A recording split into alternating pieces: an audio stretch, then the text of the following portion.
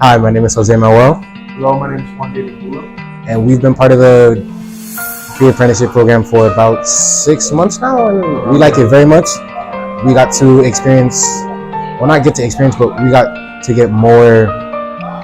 We had to get more on hands-on.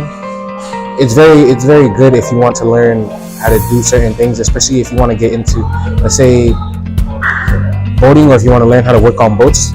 We go on some field trips like that.